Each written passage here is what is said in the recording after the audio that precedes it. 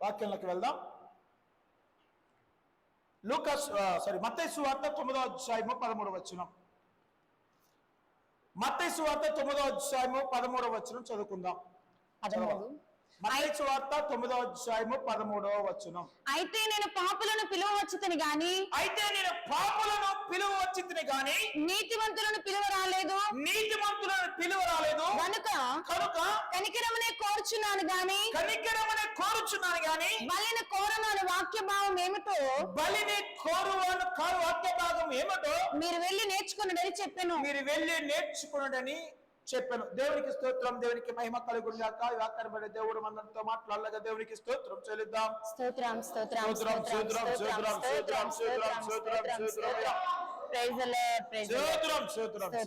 ప్రార్థన. మహాపరిశుద్ధుడా, మహాగరుడా, కొందనాలు నీ కృపను, నీ అభిషేకమును, నీ బలమును మా మధ్యలో ఉంచిన దాన్ని చోదనాలు. ఇగోడి దాసును మరుగుపరిచి మీరు మాతో మాట్లాడి కృపలో బద్దపరిచి అగ్ని కంచిన ఈ స్థలంలో మోకరించి ప్రతి మొక్కాలను ఆశీర్వదించి కృపలో బద్దపరిచి మహిమ కావలికి ఏసునమడుచున్నాము తండ్రి, ఆమేన్. దేవునికి స్తోత్రం, దేవునికి మహిమ కలుగునుగా. మత్తయి సువార్త 9వ అధ్యాయం 13వ వచనం.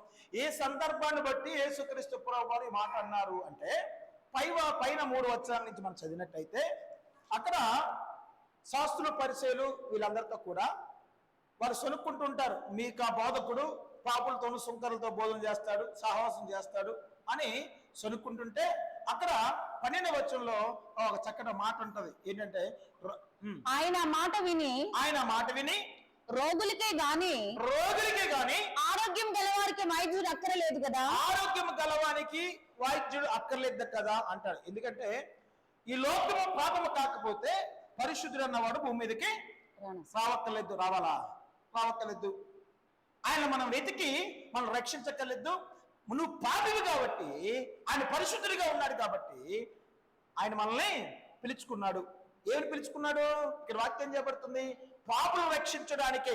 మత్తయి సువార్త 9:13. పాపులను పిలువవచ్చుతని గాని నీతిమంతులను పిలువ రాలేదు. అంటే పిలిచిన ప్రతి ఒక్కరు అంటే అర్థం ఏంటి? రక్షింపబడ్డ ప్రతి ఒక్కరు పాపే. అవునా? రక్షింపబడ్డ ప్రతి ఒక్కరు పాపే. మనలో ఏ నీతి కానీ ఏ పరిశుద్ధత కానీ లేదు కాబట్టి ఎవరు వచ్చారంట? పాపలు పిలిచే ఒక వ్యక్తి రావాలా. ప్రపంచంలో అటువంటి వ్యక్తి ఇంకెవరు ఉన్నారా? ప్రపంచంలో కానీ ఈ భూభాగంలో కానీ పాపని రక్షించే వ్యక్తి, పాపని హక్కును చేర్చుకున్న వ్యక్తి. నువ్వు పాపవురా, నువ్వు చెండాలురా కదా, ఇగో నా రక్తము నీకు ఇస్తున్నాను, నువ్వు పరిశుద్ధుడిగా అవ్వు అన్న వ్యక్తి ప్రపంచంలో ఎక్కడ యేసుక్రీస్తు ప్రభువారు తప్ప ఎక్కడ లేరు. ఉన్నారా? ఒక పాపిని కానీ ఒక దరిద్రుని కానీ కనీసం మా ఇంట్లో రాణిస్తామా? చెప్పాలా? మా ఇంట్లో రాణిస్తామా? ఎందుకు? మన స్థితిలో ఉన్నాం అంటే మన బాహ్యంగా కనబరచాము కానీ అంతరంగంలో మనకి ఏంటుంది? పాపం ఉంది, అంతరంగంలో దరిద్రం ఉంది. అయినా మళ్ళాంటి వాడు ఒకవేళ కనబడితే మనం హక్కును చేర్చుకోలేము. ఆ కృప మనుషుడికి ఇవ్వబడలేదు. ఎవరికి ఇవ్వబడిందంట? ఒక అద్భుతమైన దేవుడు ఉన్నాడు, ఆయన పేరు యేసుక్రీస్తు ప్రభువారు అంటాను. ఒక అద్భుతమైన దేవుడు ఉన్నాడు, ఆయన పేరు యేసుక్రీస్తు ప్రభువారు. ఆయన ఎవరి రక్తంలో మాత్రమే ఆ పిలిచిన పిలుపుకు ఒక విలువ ఉంది కాబట్టి నేను అంటున్నాను, ఆ రక్తము పరిశుద్ధునిగా చేయగలదు. అందుకే అంటున్నాడు, నేను ఎవరు పిలవరాలేదట? నీతిమంతులు పిలవరాలేదు, పాపుల్నే పిలిచాను. ఎస్, మనం ఒకవేళ ఆ పిలుపు పెట్టి ఇంకొకరు పిలవగలమా?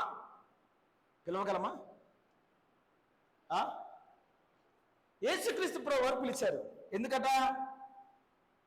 ఆయన పరిశుద్ధుడు కాబట్టి. ప్రపంచంలోనే అట్టి పిలుపుతో పిలిచిన ఏకైక వ్యక్తి ఆయన మాత్రమే, ఇంకొక వ్యక్తి లేడు అని చెప్పగలను. బైబిల్ చెప్తుంది. నేను అనుభవించారు, నేను చెప్పగలను. ఇంకో వ్యక్తి ఎవరు ఉన్నారా?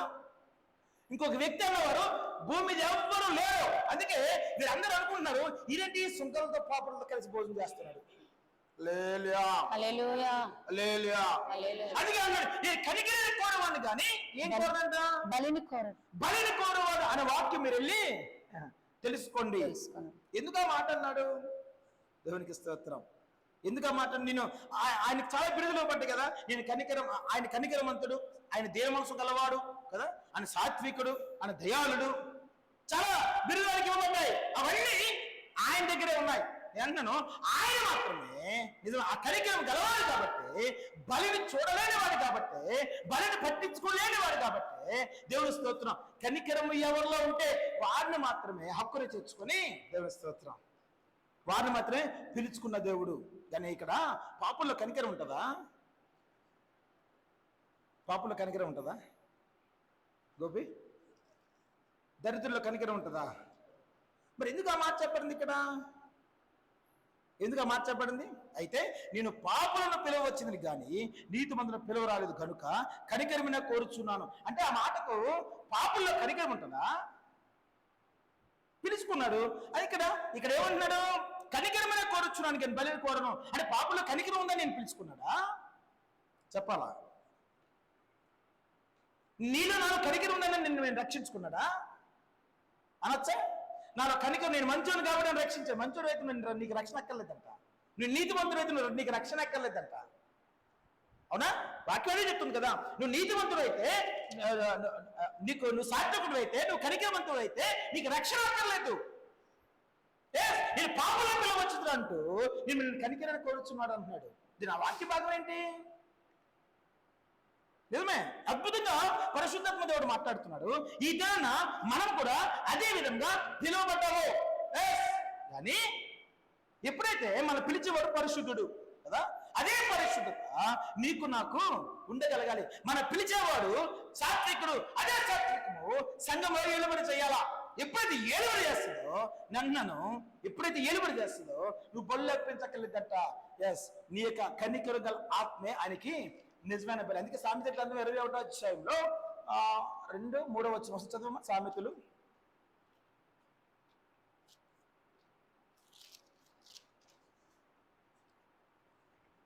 21:3 చదవమా. నీతి న్యాయములను అనుసరించి నడుచుకొనుట బలులు అర్పించుట కంటే యెహోవాకు ఇష్టము. అంటే నీతి న్యాయములను అనుసరించి నడుచుకొనుట బలులు అర్పించుట కంటే యెహోవాకు ఇష్టము. అంటే నీతి న్యాయం అంటే అర్థం ఏంటి? నిజమే, ఎందుకంటే అక్కడ కనికరమైన కోరుచున్నాను, బలిని కోరేవాడిని కాదు. అది ఏ బలంట? ఆయన నీతి, ఆయన న్యాయము, ఆయన సత్యము, ఆయన నీతిని నువ్వు అనుసరించినట్టయితే నిజంగా బల్లు కంటే ఇది శ్రేష్టమా? బల్లు కంటే శ్రేష్టమా? వాక్యం ఏం చెప్పబడుతుంది? మళ్ళీ ఒకసారి రిపీట్ చేయండి. నీతి న్యాయములు అనుసరించి నడుచుకొనుట బలులు అర్పించుట కంటే యెహోవాకు ఇష్టము. బలులు అర్పించుట కంటే అది యెహోవాకు ఇష్టము. నేను అడుగుతున్నాను, ఈ దినం మనం పిలువబడ్డాం కదా, దేని కొరకు పిలువబడ్డాము? నువ్వు పాపనే సెలెక్ట్ చేశాడు కదా. నేను పాపివి, నేను కాదంటలేదు. మనం దరిద్రం మనలో ఏలుబడి చేస్తుంది, కాదంటలేదు. అద్భుతమైన దేవుడు, ఏ గోపి లేదా ఏ కుమారుగా నేను పిలుచుకున్నాను. నువ్వు పాపవి కాబట్టి నాలో ఉన్న దీన మనసు, నాలో ఉన్న సాత్వికము, నాలో ఉన్న కనికరము నీవు ఏలుబడి చేయాలి. పాపం ఉన్న చోట అది ఏలుబడి చేయదు. అర్థమవుతుందా? పాపం ఉన్న చోట అది ఏలుబడి చేయదు.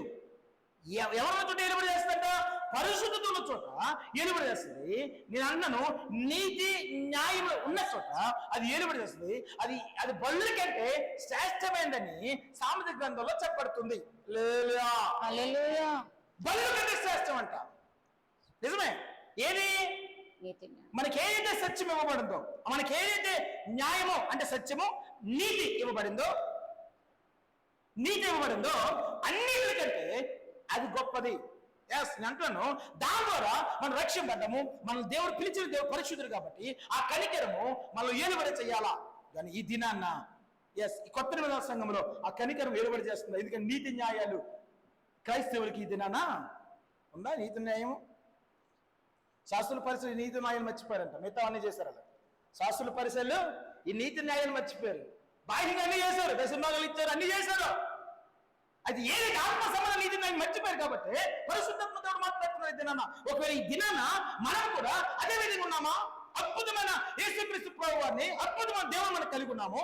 అయితే ఆయన కలిగి ఉన్న నీతి న్యాయము, ఆయన కలిగి ఉన్న కనికరము, ఆయన కలిగి ఉన్న పరిశుద్ధత, ఇవేవి కూడా కొత్త నిబంధన సంఘాన్ని ఏలుబడి చేయలేకపోతున్నాయి అంటారా? ఎందుకు ఏలుబడి చేయలేకపోతున్నాయి? ఈ సంఘాన్ని దేవుడు పాపులు ఉన్నప్పుడు పిలిచాడు, పరిశుద్ధులకు ఉన్నప్పుడు ఆయనకి అక్కర్లా. అవునా? పరిశుద్ధులకు ఉన్నప్పుడు ఆయన అక్కర్లేదండి. దేవునికి స్తోత్రం, దేవునికి మహిమ కలుగున్నాయి. నువ్వు పాపులు కాబట్టి నేను సెలెక్ట్ చేశాడు. అందుకే లోకస్వార్త 9వ అధ్యాయంలో ఒకసారి మనం చదవగలిగితే, లోకస్వార్త 19వ అధ్యాయంలో 19:9, లూకాసు వార్త 19వ అధ్యాయము 9వ వచనం. అందుకు యేసు ఇతడును అబ్రహాము కుమారుడే. ఎవరి గురించి అంటున్నాడు? ఇతడును అబ్రహాము కుమారుడే. జక్కయ్య గురించి అంటున్నారు కదా, ఏమన్నాడు? ఇతడు అబ్రహాము కుమారుడే. ఎందుకనగా నేడు ఇంటికి రక్షణ వచ్చి ఉన్నది. ఎప్పుడట? దేవుడు అబ్రహామును అడుగు పెట్టిన తర్వాత. నిజమే, నేడు ఇతడు అబ్రహాము కుమారుడే, నేడు ఈ ఇంటికి రక్షణ వచ్చి ఉన్నది. నశించిన దానిని వెతికి రక్షించుటకు మనిషి కుమారుడు వచ్చినని అతనితో చెప్పాను. నశించిన దాన్ని అంటే అర్థం ఏంటి? పాపం చేస్తాం, నశించిపోతాం కాబట్టి నశించిన దాన్ని వెతికి రక్షించినందుకు మనుష్య కుమారుడు వచ్చి ఏం చేశాడంట? వచ్చి ఏం చేశాడు? నువ్వు నశించిపోతావని నీ తరపు ఆయన నశించిపోయాడంటారా? ఎందుకంటే మనం నశించిపోతామనే ముందుగా ఆయన వచ్చి నువ్వు నశించిపోకుండా ఆయన శరీరాకారంగా ఉండి, నిజమే, ఆయన 33.5 సంవత్సరాలు బ్రతికి 3.5 సంవత్సరాలు సేవ చేసి నీ తరపున ఆయన నశించిపోయాడు. నేను అంత అద్భుతమైన దేవుడు, అంత అద్భుతమైన దేవుడు ఈ లోకంలో ఉన్నాడంటే బైబిల్ ఏమిటో చెప్తుంది? ఉన్నాడు అని. నిజమే, ఎందుకంటే ఈ లోకంలో చాలా మంది ఉండొచ్చు, నిజమే, బాబా అనబడ్డ వారు ఉన్నారు, స్వామిని అనబడ్డ వారు ఉండొచ్చు, మహానుభావులు ఉండొచ్చు, కానీ ఈలాగా మన కొరకు మనం నశించిపోతామని ఆయన వచ్చి మన గృహంలో అడుగుపెట్టి నన్ను రక్షించి కదా, మనకన్నా ముందు ఆయన నశించిపోయి, నిజమే, మనకన్నా ముందు ఆయనే హింసింపబడి, మనకన్నా ముందు ఆయనే నలకొట్టబడి అద్భుతమైన రక్షణ ఈ దినాన్ని నీకు నాకు అనుగ్రహించున్నాడు. అందుకే నేను ఏంటంటే ఏమంటున్నాడు? నశించిపోతాను వెతికి రక్షించి. అది చెప్పాలంటే ఆ రూట్ నేను రాకూడదండి. ఎవరు రాకూడదు? అలాగనే మరి ఆ జక్కయ్య ఒకటే రక్షింపడ్డాడు, చుట్టుపక్కల రక్షింపడని చెప్పలేదు అక్కడ. అర్థమవుతుందా? మరి ఏమైనట్టు? జక్కయ్య ఒకరికి ఆశ ఉందా? అమ్మో, యేసుక్రీస్తు ప్రభువు ఎలా ఉంటారో చూద్దామని మేడి చెట్టు ఎక్కారు కదా, జక్కయ్య ఒకరికి ఆశ ఉందంటారు అని అంటాను. ఆ రూట్ లో వచ్చిన తర్వాత ఆయన ఒక్కరు రక్షింపడ్డా? ఆయన కొరకే వెతికి ఆ గ్రామంలోకి వచ్చాడంట. నేను అది చెప్పాలంటే ఆ గ్రామంలోకి క్రైస్తవులు ఎవరు లేరండి. ఆ గ్రామంలో క్రైస్తవులు ఎవరు లేరు. దేవుడికి స్తోత్రం. ఆ గ్రామం అంటే వెళ్తుంటే ఈయన కనబడ్డాడు. ఎవరు కనబడ్డాడు? జక్కయ్య. దేవునికి స్తోత్రం, దేవునికి మహిమ కలుగును గాక. ఆయన అంటున్నాడు నశించిపోవటం ఆయనకి ఇష్టం ఉండదు కాబట్టి నువ్వు జక్కయ్య నశించిపోతారేమో. అప్పుడు బైబిల్ చదివితే అర్థమవుతుంది. అప్పుడప్పుడు అనుకుంటుంటా, అమ్మ జక్కయ్య నశించిపోతారని. ఆ రోజు అంటే వెళ్ళాడంటారా? అవునా? మరి ఆయన ఒక్కనే ఒకసారి దిగు, నీ ఇంట్లో నేను రావాల్సింది, ఒకసారి దిగు అంటాడు. అవునా? నిజమే. ఇది నాన్న నీకు నాకు రక్షణ వచ్చిందంటే నిన్ను ఏం చేసాడు? చదువుకోండి ఒకసారి, వాక్యం రిపీట్ చేయమా. నశించిన దానిని వెతికి రక్షించుటకు. నశించిన దాన్ని వెతికి రక్షించు. జక్కయ్యను వెతికాడా? వెతికినట్టే. అంటే జక్కయ్య విషయంలో ఆయన హింసింపడ్డా? జక్కయ్య విషయంలో ముందుగానే నశించడానికి సిద్ధపడిపోయాడా? ఒక జక్కయ్య కాదండి, ఏంటాను ఈ కొత్త నిబంధన సంఘం కొరకు అమ్మో నువ్వు హింసింపబడతావేమో, నువ్వు నశించిపోతావేమో, అందుకే నేను వెతికి ఈ స్థలంలో కూర్చోబెట్టాడు. వెతికి నేను రక్షించుకున్నాడు.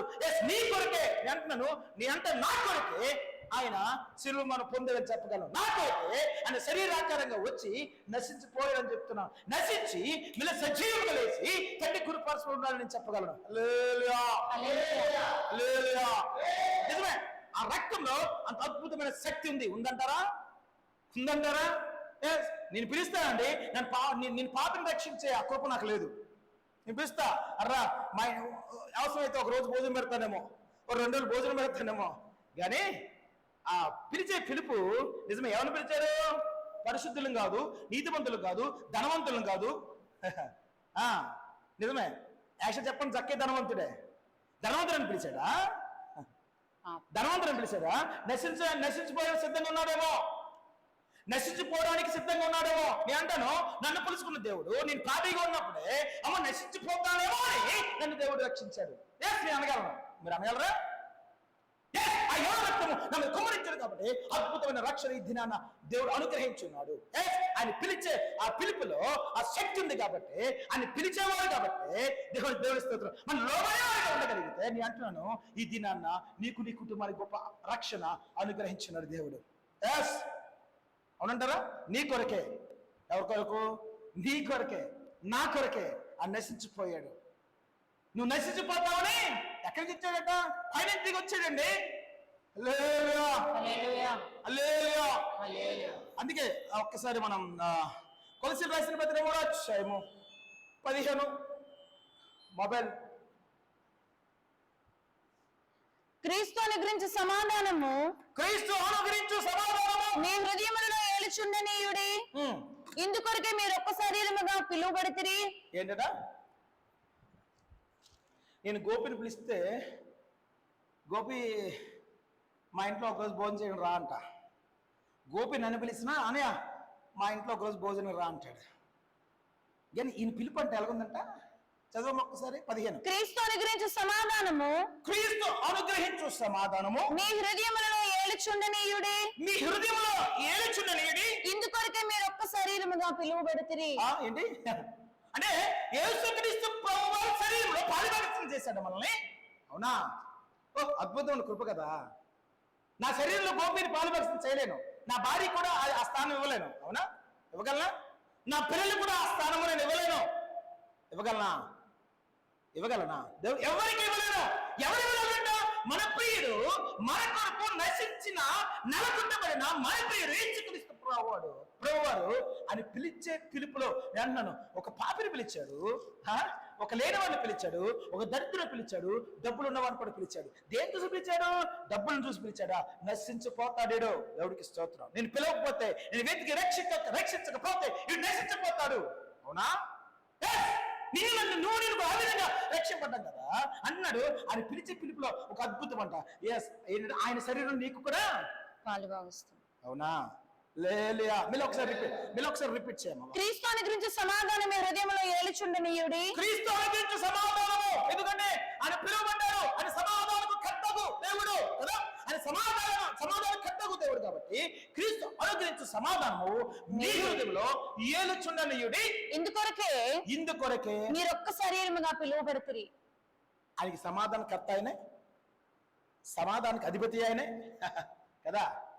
ఎస్, దాని కొరకే మన దేవుడు పిలుచుకున్నాడంట. ఎస్, ఏక శరీరముగా చేసుకుంటాకు. ఒక లోకంలో పిలిస్తే 2-3 భోజనం పెట్టగలంత అయిపోయింది. ఆ గోపి ఉంచుకో, నువ్వు వెళ్ళు అనగలను. కానీ నా శరీరంలో పాలు భాగస్తాం గోపి నేను చేయలేను. చేయగలనా? ఎవరైనా ఈ ప్రపంచంలో ఉన్న దేవుళ్ళు అనబడ్డవారు కదా, నిజమే, గొప్ప అనబడ్డవారు ఎవరైనా కావచ్చు, ఛాలెంజ్ ఎవరైనా కావచ్చు. కానీ వారు ఏం చేయగలరంట? అవసరం అయితే నీకు అప్పు తీర్చగలరేమో. అవసరం నీకు అప్పు తీర్చగలరు. నీకు రోగం అయితే హాస్పిటల్ చేర్చి డబ్బులు ఇచ్చి ఆ రోగాన్ని నయం చేయగలరేమో. అంతే. దేవుడికి స్తోత్రం, దేవుడికి మహిమ కలుగును గాక. శరీరంలో పాలుభాగస్తులు ఎవరు చేయగలరంట? మన ప్రియుడు మాత్రమే. ఎప్పుడు నీకు ప్రియుడిగా ఉంటేనే శరీరంలో పాలుభాగస్తులు కావలేవు అంటారు కదా. ఏంటి పెళ్లి వాక్యం ఎంతమంది ఉన్నారు ఇక్కడ? పెళ్లి వాక్యం ఎంతమంది ఉన్నారు? అందరూ కొత్తవారు కదా, పెళ్లి జరగలేదు కాబట్టి తెలియదు. పెళ్ళైన దగ్గర నుంచి ఏంటంట? ఏక శరీరం. ఎవరు? భార్య భర్త ఏక శరీరం. ఎస్, నేను అంటాను అది బాహ్యమైతే, నేను అంటున్నాను నీ ప్రియుడితో నీకు ప్రదానం చేయబడింది కదా, నీ ప్రియుడితో నీకు ప్రదానం చేయబడింది. పెళ్లికట ఎస్, నువ్వు నశించిపోతావు. నేను పిలుచుకొని ఏం చేశాడు? శరీరంలో ఒక భాగం. అంటే అర్థం ఏంటి? వాక్యం ఉంది, పెళ్ళైనా భార్య భర్తలో ఏక శరీరం అవుతారు అని వాక్యం ఉంది. ఆది కాండంలో చక్కగా ఉంది.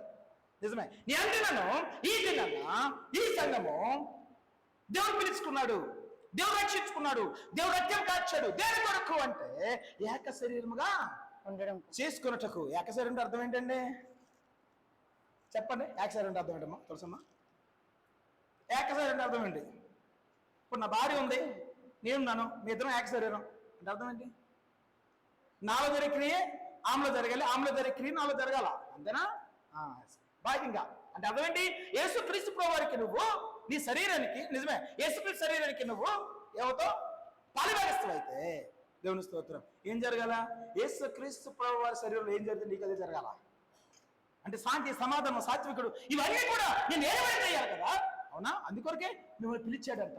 ఎస్, నన్ను పిలిచే పిలుపు చాలా అద్భుతమైంది. కానీ పిలుపు యొక్క విలువ తెలియక చాలా మంది ఏం చేస్తారంట, మేము రక్షింపడ్డాం బ్రదర్. ఏం రక్షింపడ్డాం? నువ్వు రక్షించిపోతావు, నేను రక్షించాడు.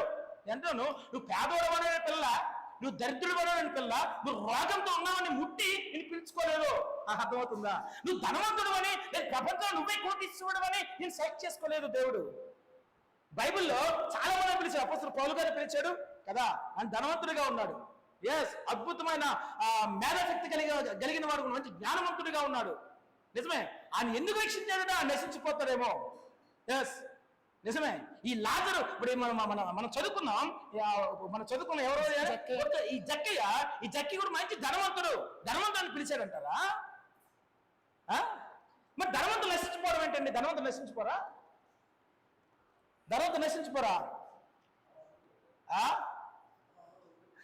దేవునికి స్తోత్రం. దేవుడు చూస్తుంది ఏంటంటే రెండు మరణాలు క్రైస్తవుడికి. ఒకటి బాహ్యము, రెండోది ఆత్మ. రెండో మరణం అంటే అగ్నిలో పడడం. నువ్వు పరిశుద్ధంగా ఉన్నా, ఎలాగున్నా, నువ్వు ఏ స్థితిలో ఉన్నా ఈ శరీరం మరణించ తప్పదు. అది సత్యం. అయితే రెండో మరణానికి క్రైస్తవుడికి వీలు ఉండకూడదు. ఆ రెండో మరణం ఎప్పుడు ఉండదు? రెండో మనం అగ్నిలో పడవేయట. యుగ యుగాలు జరుగుతుంది అక్కడ. యుగ యుగాల కాలాల అగ్ని ఆరుదు, పురుగు చావదు అక్కడ. దేవునికి స్తోత్రం, దేవునికి మహిమ కలిగి ఉంది. అంటే నేను ఒక పేదాత్మైన, మీకు అర్థమని చెప్తున్నా, ఒక దరిద్రపు ఆత్మైన, ఒక పేదాత్మైన, ధనవంతుడి ఆత్మన, ఈ ఆత్మలన్నీ ఒకటే. నువ్వు భూమి మీద నువ్వు బిర్లా టాటా వీల్ అయితే రిలయన్స్ అధిపతులు కాబట్టి నీకు వేరే స్టేజ్ కాదు, అందరికీ ఒకటే నరకమే. అందరికీ అదే. దేవుడికి స్తోత్రం. అందుకే ఆయన మాట్లాడుతూ అంటాడు, ఈ నశించిపోతాడని. వెతికి రక్షించడానికి మనిషి కుమారుడు భూమి మీదకి వచ్చాడు. ఎస్, ఎవరు? ధనవంతులని రాలేదు. చాలా మంది అంటారు ఆయన చుట్టుపక్కల చాలా పేదవాళ్ళు ఉన్నారే. ఇప్పుడు ఈ జక్కయ్య దగ్గర అప్పులు తీసుకున్న చాలా మంది ఉన్నారు కదా, వాళ్ళు పేదవాళ్ళే కదా. వాళ్ళ రక్షణ రాలేదు, వాళ్ళకింద రక్షణ రాలేదండి అంటారు కదా. నేను ఎవరిదైతే తీసుకున్నా వాళ్ళకి ఎన్ని వంతులు ఇస్తాను? 4 వంతులు ఇస్తాను. ఎందుకు వాళ్ళ 4 వంతులు అంటే వడ్డీ బాగా కలెక్ట్ చేశాడనే కదా. ట్యాక్స్ కలెక్టర్ అయినా, వడ్డీ కలెక్టర్ అంటే అర్థం ఏంటి? అర్థం ఏంటండి? వడ్డీకి ఇచ్చిన వే నశించిపోతారనా? డబ్బులు వడ్డీకి ఇచ్చిన వే నశించిపోతారు కాబట్టి దేవుడు రక్షణ వచ్చిందంటారా? అది కూడా కరెక్టే. క్రైస్తవుడు వడ్డీలకి ఇవ్వకూడదు. క్రైస్తవుడు ఇవ్వచ్చు. వడ్డీలకి ఇవ్వచ్చా? పోనీ వడ్డీలు తీసుకొచ్చా? చెప్పాలా? అలాగంటే మరి మీరు దాని మీద బతుకుతామని అంటారు చాలా మంది. మీరు దాని మీద నిజమే. క్రైస్తవుడు వడ్డీలకి ఇవ్వకూడదు, వడ్డీలు అప్పు చేయకూడదట. దేవునికి స్తోత్రం, దేవునికి మహిమ కలుగును. ఆ కృపలు కట్టబడాలా? ఎందుకంటే మనం రక్షింపడ్డామండి, దాన్ని జయించాలి. అందుకే ఆయనకి రక్షణ వచ్చింది. ఆయన నశించుకోనికి ఫస్ట్ ప్లేస్ లో ఉన్నాడు. ఈయన వెతికి రక్షించేశాడు. ఆయన యాక్సరింగ్ చేసుకుంటారు అంటారా? ఆ జక్కని యాక్సరింగ్ అయిపోయాడు అంటారా? అయిపోయాడని చెప్పచ్చు. ఎందుకంటే ఆయన క్రియ ఎలాగుంది, ఆయన కనికిరం ఎలాగుంది, జక్కే కనికిరం. అవునా? పెద్ద వాక్యం లేదండి అక్కడ. ఆయన వాక్యాలు ఏం చెప్పాలో యేసుక్రీస్తు ప్రభువు గారు ఆయన చూశారు. నేను నీ ఇంటికి రక్షణ వచ్చారు. ఆ మాట తప్ప ఇంకో మాట ఆయన చెప్పలేదు. చెప్పినట్టు వాక్యం చెప్పట్లేదు. వచ్చాడు, ఇంట్లో పెట్టాడు, అద్భుతమైన రక్షణ వచ్చేసింది. దేవునికి స్తోత్రం. వెంటను ఈ హృదయమైన ఆ గృహంలో ఆయన అడుగు పెడితే వెంటను ఆ కనికరము ఆపాదించబడదు క్రైస్తవుడికి. ఆ నీతి అసత్యము ఆపాదించబడుతుంది. ఆయన చెప్పలేదు నువ్వు వీరికి ఇయ్యు, నువ్వు నువ్వు దగ చేసే కదా వారికి ఇయ్యు అని చెప్పలా. ఈయన అడుగు పెట్టగానే ఈయన సత్యవంతుడు, ఈయన నీతివంతుడు, ఈయన కనికరవంతుడు, ఈయన దేవమనస్సు గలవాడు కాబట్టి ఇవన్నీ కూడా ఎవరి మీద నిలబడి చేశాయి? వాక్యం అర్థం అవుతుందా? ఎవరి మీద నిలబడి చేస్తాయి? జక్క మీద నిలబడి చేస్తాయి. జక్క మీద ఎప్పుడైతే నిలబడి చేస్తాయో ఈయన ఏకశరీరంగా జక్క అయిపోయాడు లేదా? చెప్పాలా? అయ్యాడు లేదా? డైరెక్ట్ గా పెద్ద వాక్యం లేదండి. అంటే అర్థం ఏంటి? నువ్వు పాపను క్షమించాను కాబట్టి నువ్వు ఒప్పుకో ఆసక్తి లేదు. దేవుని స్తోత్రం. ఒక్క మాట, ఈయన రక్షకుడు అని నమ్మాడు. ఈయన గృహంలో ఈయన అడుగు పెట్టాడు. అడుగు పెట్టగానే ఈయన లక్షణము ట్రాన్స్ఫర్ అయిందంటారా? నేను అనొచ్చు. ఎవరి లక్షణము? యేసుక్రీస్తు ప్రభువు యొక్క శరీరంలో ఉన్న లక్షణము ఆటోమేటిక్ గా ట్రాన్స్ఫర్ రూపాంతరం చెంది అప్పటిదాకా క్రైస్తవుడు కాదండి. వడ్డీలు కలెక్ట్ చేసే, వడ్డీలకి ఇచ్చే దరిద్రమైన బ్రతుకు. ఇప్పుడైతే ఈ విధంగా అన్నాడు, యేసుక్రీస్తు ప్రభు సంతోషించారు. ఇది నేను చెప్పలేదే, చెప్పారా అని చెప్పలా? అంటే తెలియకనే ఈ నీతిని, న్యాయాన్ని, కనికరాన్ని, అవునా? అద్భుతమైన బలి ఇదే కదా, అవును కదా? అద్భుతమైన బలి అంటే ఈరోజు నేను వాక్యం చెప్తాను కాబట్టి నిజమే, నీతి న్యాయంగా ఉండాలి అనుకోవడం వేరే. నీ హృదయంలో యేసుక్రీస్తు ప్రభు రాగానే ఆయన శరీరంలో సమస్తమును కూడా నీళ్ళు ఏర్పడి చేస్తాయే, అద్భుతమైన రక్షణ అదే అంటాను నేను. ఇది అద్భుతమైన రక్షణ అదే అంటాను.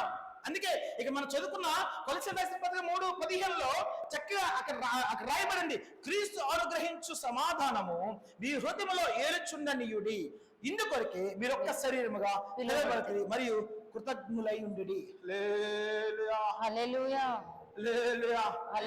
నిజంగా దాని విషయం కృతజ్ఞతలు కలిగి ఉండగలుగుతున్నామా? ఎప్పుడు కృతజ్ఞత కలిగి ఉన్నాము? అయ్యా, నీ క్రియలు, నీ తలంపులు, నీ యొక్క దీన మనసు, నీ కనికరము, నీ యొక్క నీతి న్యాయములు నాలో ఏలుబడి చేస్తున్నాయ్యా, నీ కృతజ్ఞాస్తులను చెల్లించగలుగుతున్నావా?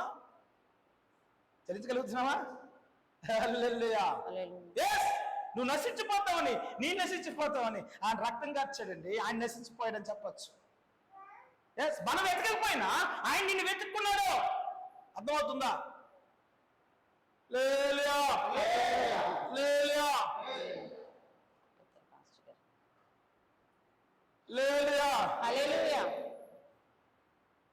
నువ్వు వెతికి ఆయన దగ్గరికి వచ్చావా, ఆయన నిన్ను వెతుక్కున్నాడు? చెప్పగలరా?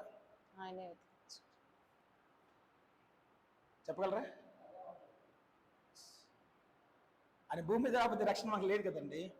వచ్చి వెతికాడు, ఎలా రక్షించాలో ఆ విధంగా మనం రక్షించాడు. కానీ ఆ రక్షణ మనం ఆపాదించబడట్లేదు. అద్భుతంగా మన కొరకు ఆయన నశించిపోయాడని చెప్పచ్చు. నిజమే. అందుకే ఒక్కసారి మొదటి దర్శనాలకు రాసిన పత్రిక, మొదటి దర్శనాలకు రాసిన పత్రిక 4వ అధ్యాయము 7-8 చదువుకుందాం గబగబా. పరిశుద్ధులవుటకే దేవుడు మనం పిలిచిన గాని అపవిత్రులుగా ఉండేటకు పిలువలేదు. కాబట్టి ఉపేక్షించువాడు మనుషుని ఉపేక్షింపడు గాని మీకు తన పరిశుద్ధాత్మ అనుగ్రహించిన దేవునినే ఉపేక్షించుచున్నాడు. సహోదర ప్రేమ గురించి మీకు రాయనక్కరలేదు. మీరు ఒకరినొకడు ప్రేమించుటకు దేవుని చేతనే ఏర్పరచబడితిరి. చాలు. దేవునికి స్తోత్రం, దేవునికి మహిమ కలుగు. దేని కొరకు పిలవబడ్డామంట? పరిశుద్ధులగుటకే. ముందు పాపిగా ఉన్నప్పుడే పిలిచాడు. పాపిగా ఉండమనా ఉండి అద్భుతమైన ఒక అవకాశం, ఆయన శరీరంలో పాలుభాగస్తులు అయ్యే అవకాశం మనకి ఇచ్చేశాడు. ఆయన ఏ యొక్క సమాధానం ఏలుతుందో ఆ సమాధానం సంఘంలో అంటే నీలో ఏలుబడి చేయాలి. అప్పుడు ఆయన శరీరంగా నువ్వు చేపడతావు. అవి ఎప్పుడైతే ఆయన శరీరంగా చేపడుతున్నావో ఆయన క్రియలన్నీ కూడా మనలో ఏలుబడి చేస్తాయి. ఆయన క్రియ ఏంటంటే ఇక దశమవేసిన పత్రిక పరిశుద్ధుల ఒకటికే దేవుడు మనల్ని పిలుచుకున్నాడు. నేను పరిశుద్ధిని కనుక అంటున్నాడు. నేను అంటున్నాను, నేను పిలిచే వ్యక్తిని నాకు డబ్బులు లేకపోతే నీకు నేను డబ్బులు ఇవ్వాలా? గోపి నీకు 10,000తో సహాయం చేస్తాను, నువ్వు ఇంటికి రా అంటే ఒక నాది లేకుండా నేను పిలిచినా నువ్వు వచ్చినా నేను ఇవ్వలే. అంతేనా? నన్ను పిలిచే వ్యక్తి సామాన్య వ్యక్తి కాదు. సమస్తమును కలిగి ఉండి, సమస్త క్రియలు, అద్భుతమైన క్రియలు కలిగి ఉండి, నేను పాపం రక్షించడానికి వచ్చా, నేను పాపిని పిలవడానికి వచ్చా, నీతిమంతులను పిలవడానికి రాలేదని చక్కగా అద్భుతమైన స్టేట్మెంట్ ఇస్తున్నాడు. ఈ వాక్యం నమ్మదగింది. అంత అద్భుతమైన స్టేట్మెంట్ లోకంలో ఎవరు వెళ్ళకపోయారండి. మనం 4 బతికాం చూసామంటే లేదు, నేను వెతుక్కున్నాను, నశించిపోతున్నా, నీ కొరకు నశించిపోయినా అనే స్టేట్మెంట్ లోకంలో ఎవరు ఇవ్వగలిగారంటే ఎవరు ఇవ్వలేకపోయారు. ఒక యేసుక్రీస్తు ప్రభువారు తప్ప. ఇగో నువ్వు నశించిపోతావు, నీ కొరకు నశించిపోతున్నాను, ఇగో నీ కొరకు నా ప్రాణం పెడతాను, నువ్వు ప్రాణం పెట్టగలదు, నువ్వు బలవక్కలేదు, నీ కొరకు నేను బలవుతున్నాను. ఎందుకంటే నేను పరిశుద్ధంగా చేయడానికంట. ఎందుకు? ఆ క్వాలిటీ ఆయన కలిగి ఉన్నాడు కాబట్టి. అన్నాను, ఆయన ఆ క్వాలిటీ ఆయన కలిగి ఉన్నాడు. నేను పరిశుద్ధిని కనుక మీరు కూడా సంఘాన్ని ఆపాదిస్తున్నారు. నిజమే. ఎందుకంటే ఆ పరిశుద్ధ ఆ సంఘం మీద ఆపాదించబడాలి. అందుకే ఒకసారి రిపీట్, పరిశుద్ధుల పుట్టకే దేవుడు మనల్ని పిలిచిన గాని అపవిత్రులుగా ఉండటకు పిలవలేదు. సంఘం అంతా కూడా అపవిత్రత ఏర్పడి చేస్తుంది. నేను దానికి పిలవలేదు. పిలిచేవాడు శక్తివంతును, పిలిచేవాడు పరిశుద్ధును, పిలిచేవాడు పాపం రక్షించే కృప కలిగేవాడును. నా వ్యక్తుల సమస్త లోకానికి ప్రక్షాళన కలిగింది అని అద్భుతంగా స్టేట్మెంట్ ఇస్తున్నారు. ఆ స్టేట్మెంట్ తిరిగి ఎవరు కొట్టివేయని స్టేట్మెంట్ అది. మన ఇచ్చే స్టేట్మెంట్ కొట్టివేయచ్చు కానీ ఆయన ఇచ్చే స్టేట్మెంట్లో కొట్టివేయని స్టేట్మెంట్లు, ఎవరు దానికి సమాధానం చెప్పలేని స్టేట్మెంట్లు. ఎందుకంటే ఆయన బ్రతికి చూపించాడు, పిలిచాడు కాబట్టి, బ్రతికి చూపించాడు. నేను పిలిచాను కాబట్టి, నీకు భోజనం పెట్టాను కాబట్టి, దేవుని ఇస్తున్నా అందరికి ఎవరు లేదు సరిపోడు, నేను పిలిచాను డబ్బులు ఇవ్వడానికి పిలిచాను కాబట్టి, నా దగ్గర ఉంది కాబట్టి నేను పిలిచాను. ఒక నా లాయకన్నా నేను పిలిస్తే వారు గొప్ప పిలిచేవారు అంటారు. అవునా? లేదుయా, గొప్పగా పిలిచావు అంటారు. నిజమే. అలాగే నేను ధనికుడిగా రాలేదండి, ఆయన ధనికుడిగా భూమి మీదకి రాలేదు. నేను అంటున్నాను, ఆయన ధనికుడిగా వస్తే నువ్వు ధనవంతుడు కలవాడు, రాజుల కుమారుడు కాబట్టి, భూమి మీద బాహింది రాజుల కుమారుడు కాబట్టి, రాజుల గృహంలో పుట్టావు కాబట్టి నువ్వు ఎవరికైనా ఇవ్వగలవు, ఏదైనా చేయగలవు అనడానికి. ఆయన ఎక్కడ పుట్టాడట? దేవుడికి స్తోత్రం. ఆయన ఏం చేయగలడండి అంటే అంటాడు, ఆయన ఏం చేయగలడు? బాహ్యంగా ఇక్కడ పరిశుద్ధాత్మ దేవుడు మాట్లాడట్లేదు, ఆత్మీయస్థితిలో అంటాడు ఆయన, నేను పాపలను పిలవచ్చు. ఈయనకేం ఛాన్స్ ఉంది పిలవడానికి? ఈయనే హౌసులపాట్లో ఉన్నాడు, ఈయనకే నిజమే ఒక ఇల్లు లేదు అంటాడు కదా, నాకు ఎక్కడ ఇల్లు లేదు అంటాడు. మరి ఏమని పిలిచాడండి దేవునికి స్తోత్రం అంటే? ఆయన పరిశుద్ధాత్మ దేవుడు దీన్ని మాట్లాడుతున్నాడు. ఎస్, ఇగో నా ఇల్లు మీరే. ఎవరట? నా ఇల్లు మీరే. ఎస్, ఆయన పిలిచే వ్యక్తి ఒక లక్షణం చెప్తున్నాను. అంటే ఎవరిలో ఉంటాడు కదా? ఎవరిలో ఉంటాడు? గృహాల్లో ఉన్నాడు, సంఘాల్లో ఉన్నాడండి. ఎవరిలో? ఎస్, మనలో ఉంటాడు. దేవునికి స్తోత్రం, దేవునికి మహిమ కలుగును గాక. అందుకే ఆయన అద్భుతమైన స్టేట్మెంట్ ఇస్తున్నాడు. ఆ స్టేట్మెంట్ మనం తల వంచగలమా? ఆ పరిశుద్ధ నీళ్ళు మనలో ఏలుబడి చేస్తుందా? చేయట్లేదా? చదువు ఒకసారి. ఉపేక్షించేవాడు మనుషుని బట్టి చదువు. కాబట్టి ఉపేక్షించేవాడు మనుషుని ఉపేక్షింపడు గాని నీకు తన పరిశుద్ధాత్మ అనుగ్రహించిన దేవుని ఉపేక్షించుచున్నాడు. దేవునికి స్తోత్రం, దేవునికి మహిమ కలుగును గాక. హల్లెలూయా. ఉపేక్షించడం అర్థం ఏంటి? ఉపేక్షణ అంటే విడిచిపెట్టడం, విడిచిపెట్టడం. ఎవరిని ఉపేక్షిస్తున్నాడట ఆయన? మనుష్యుడు ఉపేక్షింపడు గాని పరిశుద్ధాత్మ అనుగ్రహించిన దేవుడినే ఉపేక్షించుచున్నాడు. ఎందుకు ఆ మాట రాయబడింది ఇక్కడ?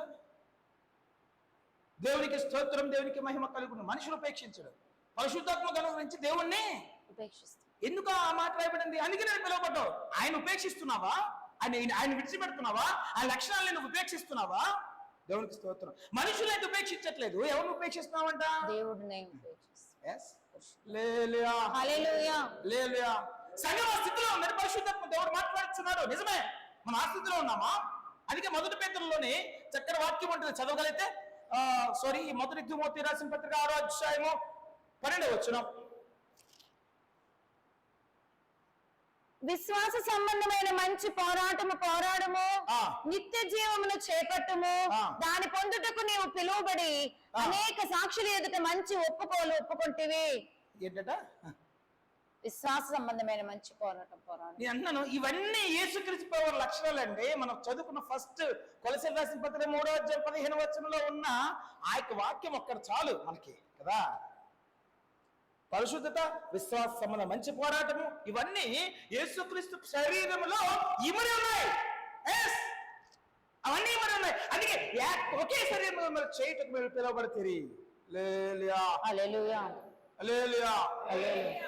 పిలవడం మంచిదే, కానీ ఇక్కడ పోరాటం గురించి మాట్లాడుతున్నాడు.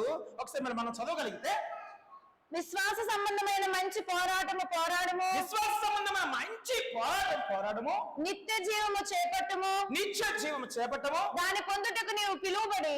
దేవునికి స్తోత్రం, దాన్ని పొందుటకు నువ్వు పిలువబడ్డావు. ఇశ్రాయేలు శరీర ప్రకారం ఇశ్రాయేలు ఏమనుకున్నారంటే, అమ్మో మమ్మల్ని ఐగుప్తు నుంచి విడిపించాడు కదా, ఐగుప్తు నుంచి విడిపించాడు కాబట్టి, మమ్మల్ని రక్షించాడు కాబట్టి మా దేవుడు ఎక్కడ తీసుకుపోతాడు? కానానికి, పాలు తేనెలు ప్రవహించే ఆ దేశాన్ని కూడా ఈయన తోడుకుపోతాడు అనుకున్నారు. కాదు, ఎందుకు విడిపించాడు?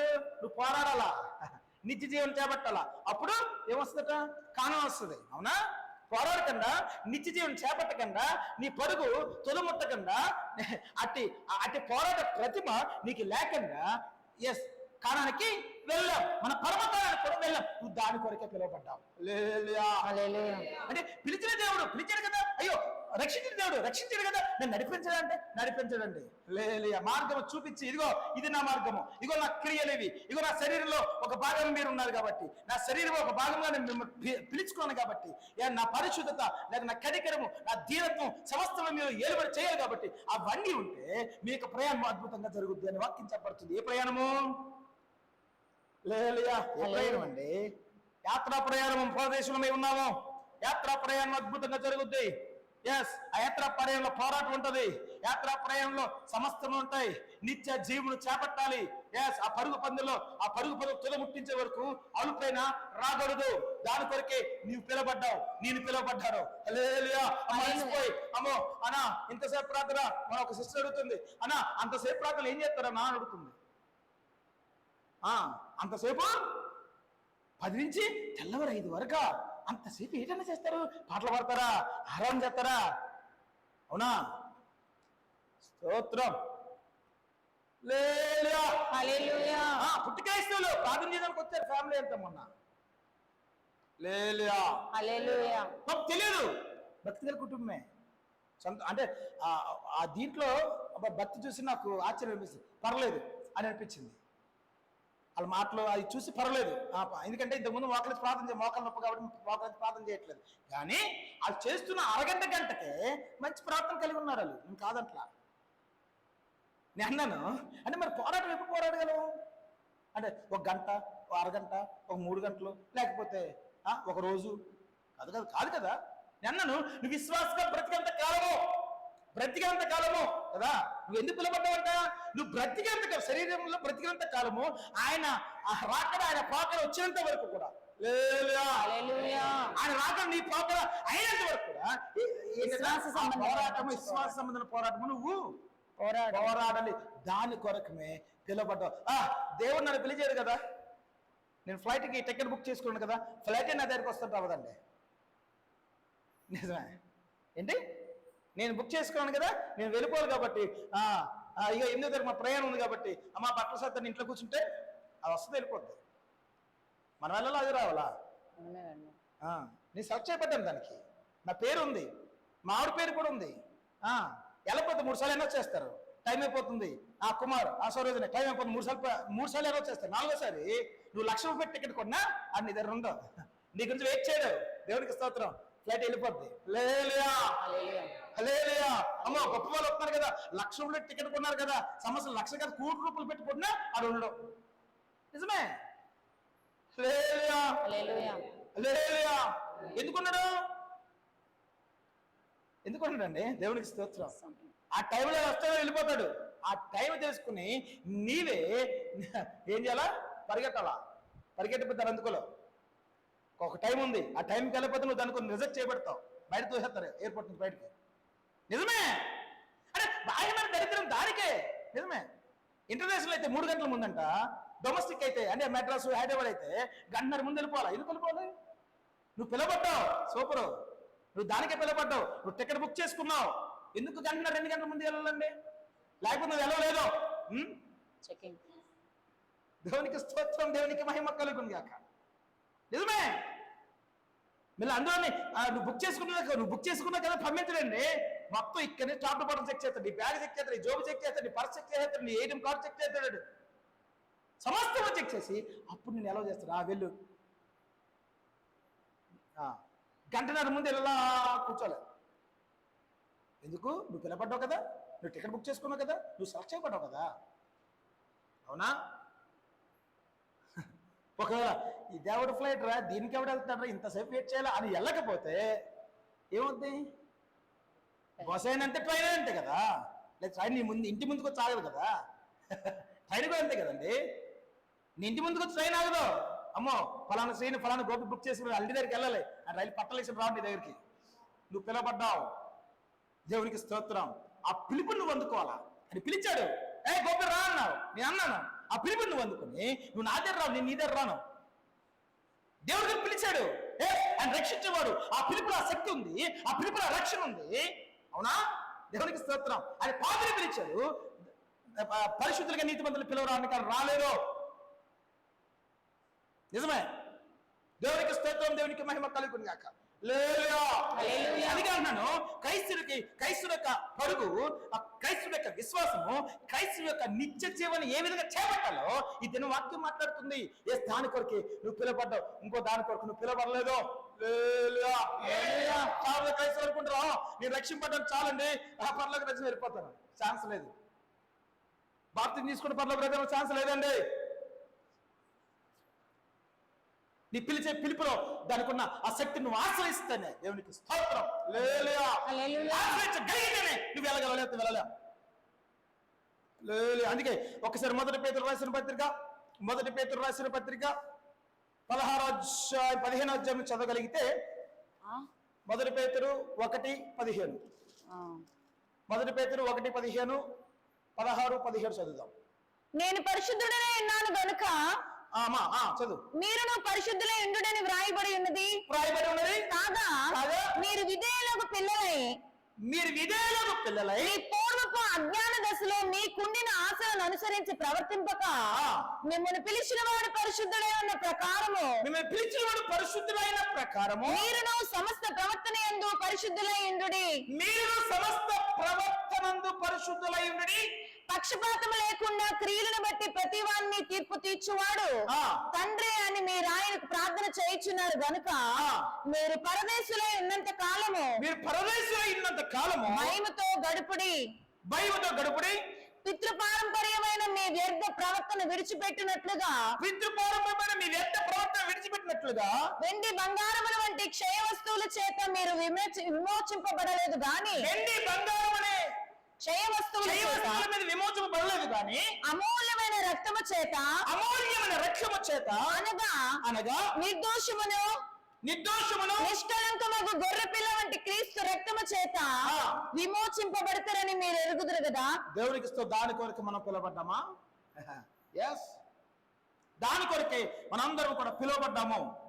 దేని చేత రక్షింపడలేదంట? దేని చేత మనము రక్షింపడలేదు? ఇక్కడ వాక్యం చెప్పండి.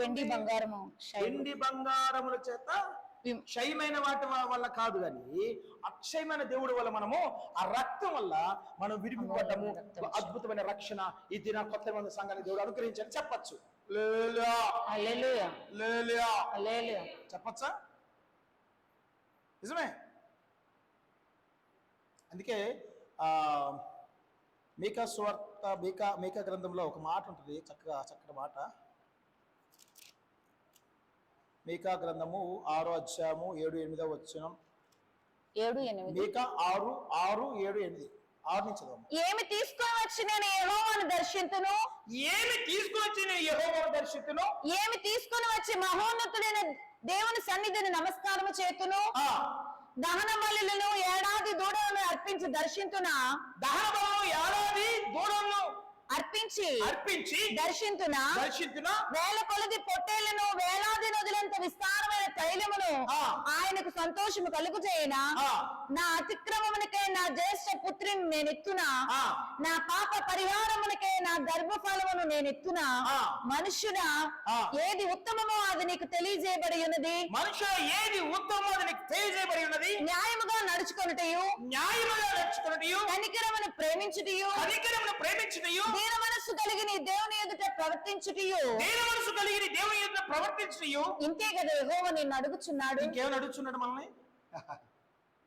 ఏమన్నా నీ బంగారం గాని, నీ ఎద్దులను గాని, నీ గొర్రెలు గాని, నీ కోళ్ళని గాని. నిజమే. ఇంక దేన్నైనా దేవుడు అడుగుతున్నాడు అంటే దేన్ని అడగట్లా. దానివల్ల ఆయనకి నిజమే ఏడాది గొర్రెలు అంటే ఇది అక్కడ మన పాప విషయంలో మన జ్యేష్ఠ కుమారుని అప్పగించిన కూడా మన పాపం పోదట. ఎవరిని? మన పాప విషయంలో జ్యేష్ఠ కుమారుని ఇచ్చిన. మరి మనుషుడా నువ్వు ఏ విధంగా ప్రవర్తించాలి అన్నది నీ ముందు పెట్టబడింది సమస్తమును. దేవుడు వాక్యము నీ ముందు పెట్టబడింది అన్నాడు అక్కడ వాక్యము చక్కగా కింద వాక్యం. మనుషుడా ఏది ఉత్తమమో అది నీకు తెలియజేయబడి ఉన్నది. న్యాయముగా నడుచుకున్నటయు, కనికరమును ప్రేమించుటయు, దీన మనసు కలిగి నీ దేవుని ఎదుట ప్రవర్తించుటయు. దీన మనసు కలిగి అంటే ఈ లక్షణాలు ఎవరండి? దేవునివి. నేను మొదట మనం మూలవాక్యం తీసుకున్న తర్వాత కొలసీలు రాసిన పత్రిక, ఎఫెసీయులకు రాసిన పత్రిక చెప్పాను. కొలసీలు రాసిన పత్రిక చెప్పాను 3వ అధ్యాయం 15వ వచనం. నేను అంటున్నాను, మరి ఇక్కడ ఈ వాక్యం మనం మేకల్లో చదువుకున్నాం కదా, ఈ వాక్యానికి దేనికి సాదృశ్యంగా ఉంది? ఆయన శరీరంలో ఇవన్నీ దాగి ఉన్నాయి కదా, నీవే ఆయన శరీరం అయితే, అవునా? నీవే ఆయన శరీరం అయితే, నిజమే, నీవే శరీరం అయితే ఆ శరీరం సమస్తమును, ఈ కనికరము, ఈ దీన మనస్సు కదా, ఇవన్నీ కూడా న్యాయము, ఇవన్నీ కూడా ఆయనలో ఇమిడి ఉన్నాయి కదా. అది కొత్త నిబంధన సంఘానికి ఇచ్చే ఒక గొప్ప కృపావరం అంటాను నేను, ఒక అద్భుతమైన ఒక కృప అంటాను. అది పొందుకోగలుగుతున్నామా? నిజమే, పొందుకోగలుగుతున్నామా? ఏది ఇచ్చినా ఆయనకి, ఏది ఇచ్చిన సొంత కుమారుని ఇచ్చినా సాటిస్ఫై లేదంటే ఆయనకి. ఒకటే ఏదంటే ఆ న్యాయము, నీతిని, కనికరం, ప్రేమించేవాడు మాత్రమే దేవునికి స్తోత్రం, దేవునికి మహిమకలు. ఇవన్నీ ఆయన దగ్గర బలదు. 100 కోట్లు తీసుకెళ్ళి పెట్టినా, నిజమే, 100 కోట్లు తీసుకెళ్ళి పెట్టినా మన యూట్యూబ్లో ఎవరు మన రామ్ చరణ్ వాళ్ళ మిస్సెస్ అంట, సద్గురు, ఎవరికి సద్గురు అని ఒకడు ఉంటాడు, గడ్డలు వేసుకొని గెంతుంటాడు, యూట్యూబ్లో వస్తుంటుంది. ఆయనకి 300 కోట్లు తెక్కించిందంట. ఎన్ని కోట్లు? 300 crores. డబ్బున్న వాళ్ళందరూ హల్లెలూయా. నిజమే, ఎన్ని కోట్లు? 300 కోట్లు ఇస్తే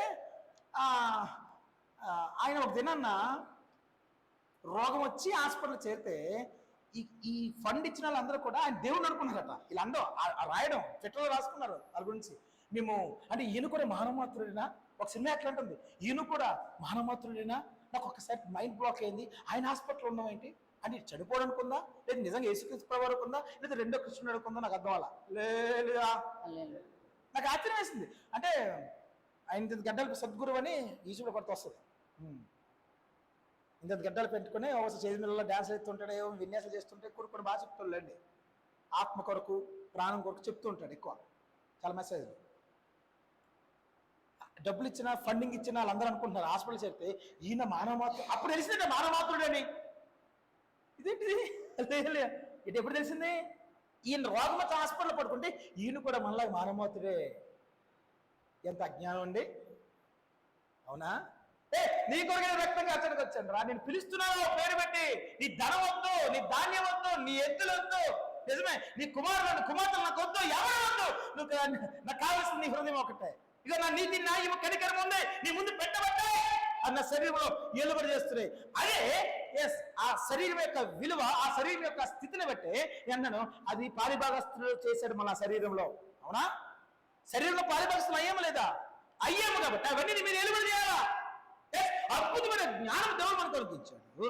లోకం అది లేదు, డబ్బులుంటే జ్ఞానం ఉండదండి. ఆ స్టేట్మెంట్ చూసి నాకు నవ్వొచ్చింది చాలా. అప్పుడు అనుకుందంటే ఇవిడ ఈయన కూడా మానవమాత్రుడే అని. నిజమే, నేను పాపులు పిలవచ్చింది, నేనే లోకానికి రక్షకును అని ప్రకటించుకున్నాడు. ఆయన నమ్మట్లా. నువ్వు బలిగా అవ్వట్లేదు, నేనే నీ కొరకు బలి అవుతా అని ఆయన నమ్మట్లేదు. నీ పాప ప్రక్షాళనకి కోట్లు కాదు కదా, ఏడాది ఏట్లు ఇచ్చిన పరికరాలు నేనే, ఏమంతా దాగు లేని గొర్రె పిల్ల భూమికి వచ్చి నీ మనిషి ఆకారంలో, మనిషి రూపంలో నేనే ఏమవుతున్నట్ట నీ కొరకు, నీ పాప ప్రక్షాళనకు రక్తం కాలుస్తా అని వేదం చెప్తుంది, బైబిల్ చెప్తుంది, సమస్త గ్రంథాలు చెప్తున్నాయి. ఒకసారి దాన్ని చూడండి, ఎవరు చూడలేదు. మనిషి కనబడాలా, యాక్షన్ కనబడాలి, కట్అవుట్ కనబడాలా, వాళ్ళకి చెక్లు ఇస్తారు. ఏది లేదండి, ఏ రక్షణ లేదు, ఏది ఉండదు, ఏ మనశ్శాంతి ఉండదు. ఒకటే, మనం ఇచ్చాం కాబట్టి, మన సంపాదన మనం ఇచ్చాం కాబట్టి మనకి మేలు జరుగుద్ది. కానీ చచ్చిందే తెలుస్తుంది మేలు జరుగుద్దా? చచ్చిందని తెలుస్తుంది కీడు జరుగుద్దా అండి. నిజమే, నిజంగా ఈ దినాన్ని అడుగుతున్నాను, మనం పిలబడ్డామా?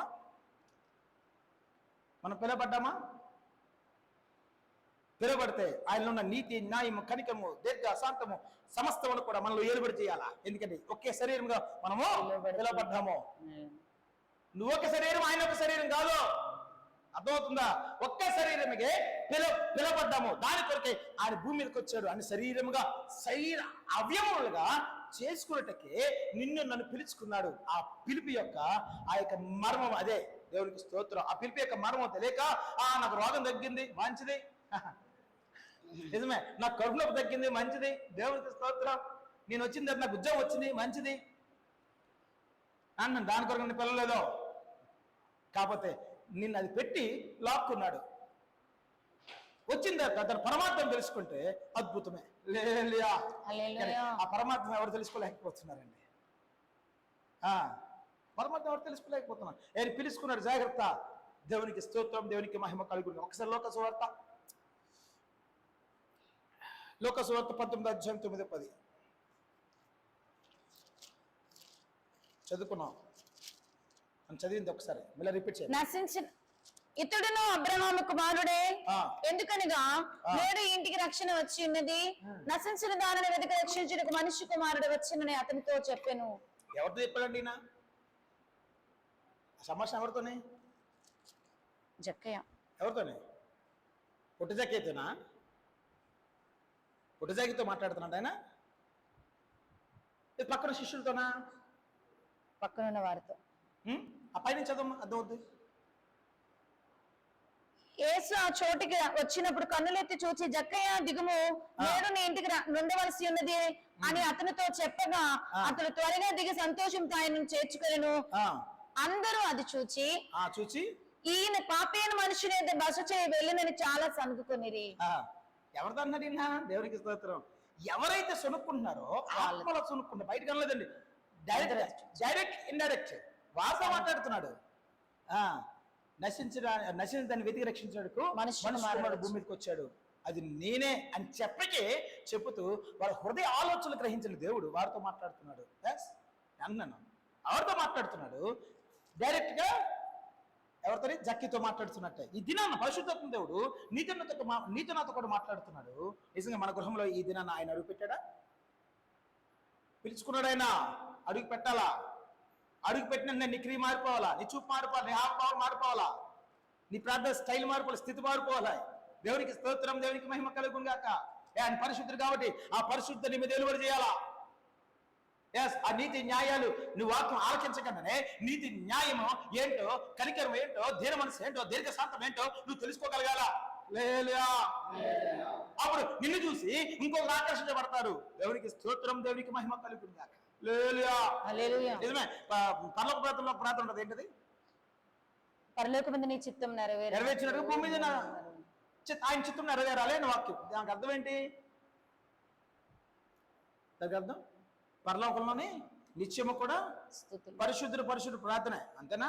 అక్కడ వాక్యము ఉండదు. ఎందుకు ఉండదు చెప్పాల? ఆయన వాక్యం కాబట్టి. ఎందుకు ఉండదు? ఆయన వాక్యం కాబట్టి. వాక్యం ముందు కూర్చొని యేసుక్రీస్తు ప్రభువారు అనే వాక్యం ముందు కూర్చొని వీళ్ళు చేస్తున్న పని ఏంటంట? పరిశుద్ధుడు. అంటే అర్థం ఏంటి? దేవునికి స్తోత్రం, దేవునికి మహిమ కలుగును. వారికి ఆ దేవదూతలకి ఆయన మహిమను చూసే అధికారం లేదు, మనకు ఉందండి. ఆ దేవదూతలకి మహిమను చూసే అధికారం లేదు, మనకు ఉంది అధికారం. అందుకే వాక్యమైన దేవుడు మనతో మాట్లాడుతున్నాడు, పరిశుద్ధాత్మ దేవుడు మనతో మాట్లాడాలి, యేసుక్రీస్తు ప్రభువు డైరెక్ట్ గా మనతో మాట్లాడాలి. మూడు ఏకమే. హల్లెలూయా. ఇది విడివిడిగా ఏంటి విడదెత్తనం అనుకోకండి, మూడు ఏకమే. చాలా మంది అంటారు అది మాట్లాడుతున్నా చాలు. కాదు, ఆయన మాట్లాడా. పరిశుద్ధాత్మ కూడా నీకు నేనేం చేయాలా? బోధించాలి, మార్గం సరళం చేసి నువ్వు ఏ స్థితిలో ఉండాలా, నువ్వేంటి, నువ్వు క్రీస్తు శరీరం రా బాబు జాగ్రత్త అని చెప్పింది అదే పరిశుద్ధాత్మ. హల్లెలూయా.